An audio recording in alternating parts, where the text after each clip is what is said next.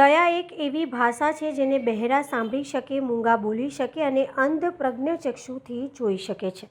સામાન્ય ખેડૂત પરિવારનું પરામર્શ દામનગર રવજીભાઈ લાભુભાઈ નારોલા પરિવારના પુત્ર હિતેશ નારોલા અને પુત્રવધુ ગીતાબેન દ્વારા દામનગર જીવદયા નંદી સેવા ટ્રસ્ટના આશ્રિત મોટી સંખ્યામાં બળદોને લાડુ પીરસ્યા હતા. જીવદયા નંદી સેવા ટ્રસ્ટના સ્વયંસેવકો અને કર્મચારીઓને વસ્ત્રનો ઉપહાર આપ્યો હતો. દામનગર પાસે દૈથરા ગામે શ્રી અલખધણી ગૌસેવા ગોવિંદ ભગત ટ્રસ્ટમાં સંચાલિત ભગવાન શ્રી મહાવીર સ્વામી જૈન પાંજરાપોળ ખાતે પણ હજારો ગૌ માતાઓને લાડુ પીરસ્યા હતા. રવજીભાઈ લાભુભાઈ નારોલા પરિવાર દ્વારા જીવદયા ક્ષેત્રે કામ કરતી સંસ્થાઓના કર્મચારીઓ સ્વયંસેવકોને વસ્ત્રદાનનો ઉપહાર આપી વિશિષ્ટ સન્માન કર્યું હતું. હજારો અબોલ જીવો માટે લાડુ બનાવી પીરસ્યા હતા. જીવદયા માટે સમર્પિત સ્વયંસેવકો કર્મચારીઓને વસ્ત્રદાનનો ઉપહાર આપી જીવદયા માટે કામ કરતા કર્મવીરોને પ્રોત્સાહિત કર્યા હતા.